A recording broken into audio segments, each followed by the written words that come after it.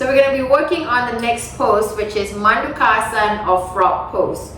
So what you're going to do is widen the distance between your thighs.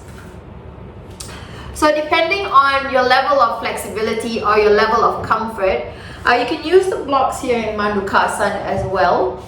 So what you can do is just bring the blocks to the center in front of you and just widen your knees further apart from each other. All right, so if you feel that your knees are starting to ache, I recommend you to have double support under your knees. You can either use a towel or double the layer on your mat so you don't feel like your knees are hurting in this posture.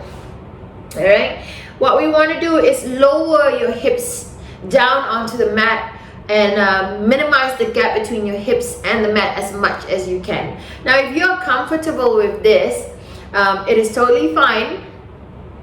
So just remain in this degree of Mandukasana. As you slowly hold the posture for a longer period of time and you feel like you can deepen yourself into this posture, then what I recommend you to do is walk your knees further apart. So splay your knees further apart from each other. Now if you're not using the blocks, you're lowering your forearms onto the block. And if you feel fine without the double layer on your mat here, what you can do is lower all the way down lower your belly all the way down onto the mat.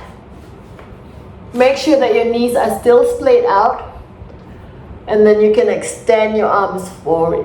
Tuck your chin out, and just slowly keeping the hips down onto the mat.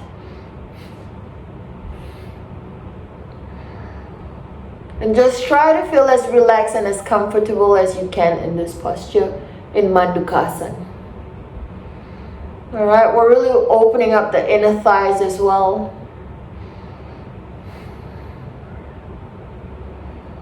Just deep inhales through the nose and exhale through your nose. It's always very important to not hold your breath as you're holding postures, because it's very normal for people to just withhold their breath when they're holding postures.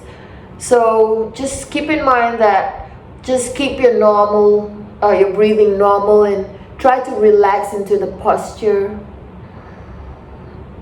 Let your body flow into the posture and let your body relax into the posture.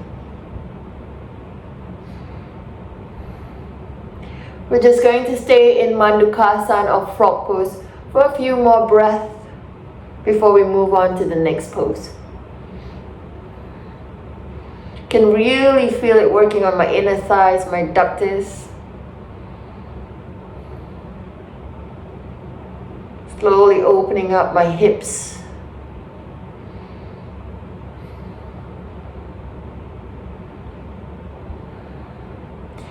Remember, if you feel like you need to take a breather, please do so. Go into child's pose.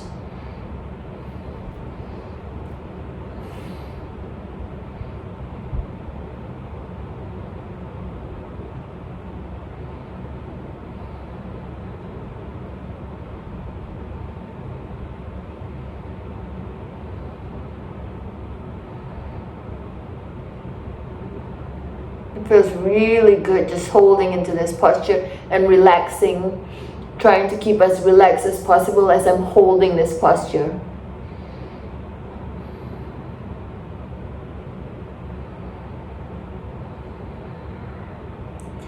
Now to get out of this posture, just walk your palms back towards you, coming onto your forearms once again. Now slowly bring your right knee in and then your left knee in.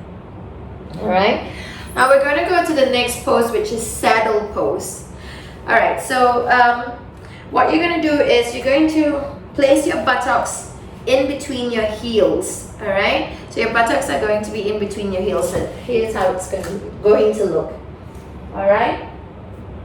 Now, depending on your level of comfort, if you feel that this is uncomfortable, then you can do just on one side first, and you don't have to go into full saddle pose as well. All right. So I'm going to demonstrate the full saddle pose first, where you're going to bring your buttocks in between your heels.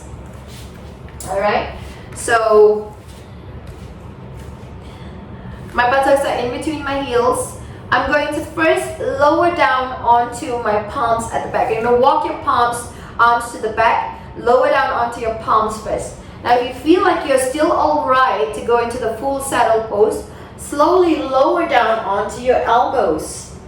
All right? And if you feel like this is still all right for you, you're going to slowly walk onto your elbows and just slowly drop onto your back. All right? Now, with your arms, you're going to bring your arms over your head, and then you're going to bring your hands to cup the opposite ends of the elbows. All right? It can get quite uncomfortable at times in saddle pose. So if you feel like this is uncomfortable, you can also use a block. Now go back onto your elbows. All right? Use a block. Bring it to your back. Then one block should do. All right, to fill in the gap between your back and the mat here. All right, so as you lean back onto your elbows, your back is going to rest comfortably. Like this block acts as a support. All right, bring your hands to cup the opposite ends of the elbows. Now try to bring your knees close to each other instead of them being splayed apart. You're going to work on the thighs here.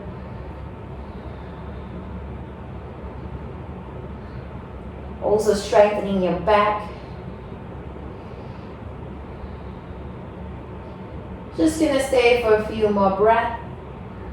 Now for some of you who are doing half saddle pose, I'm just going to demonstrate it to you. So depending on which side you're going to work on first, let's extend your right leg out. So keep the right leg straight, but tuck your left feet to the outer side of your left hip here.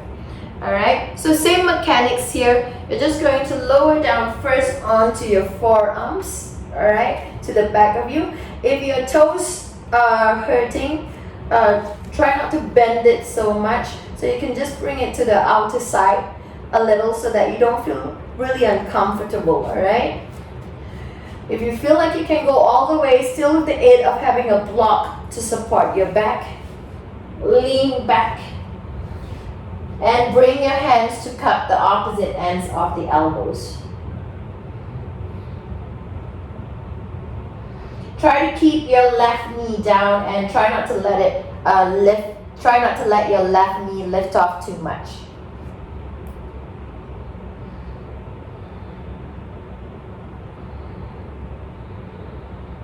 So for those of you who are doing half saddle pose, just remember to counter it on the opposite side as well.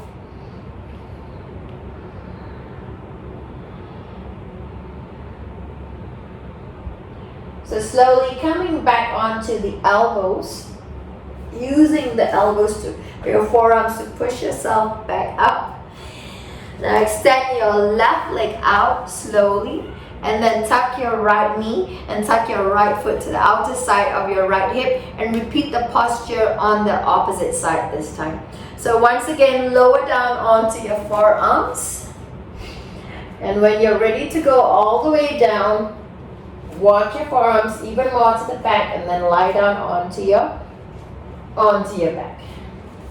With your hands, you're going to hook the opposite ends of the elbows.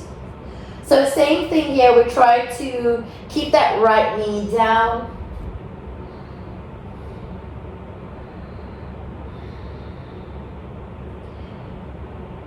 Keep your breathing relaxed.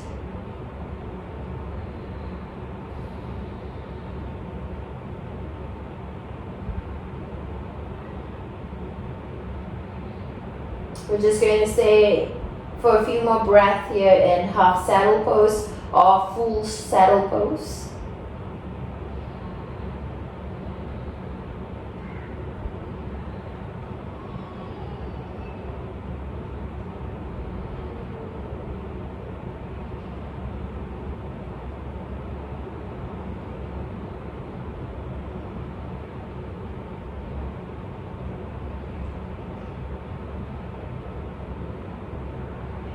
And slowly using the elbows. Alright, coming back, bringing your forearms onto the mat. Use your forearms, strengthening your back as well. Use your forearms to push, your elbows to push yourself back up into a seated posture. Alright, extend your right leg out.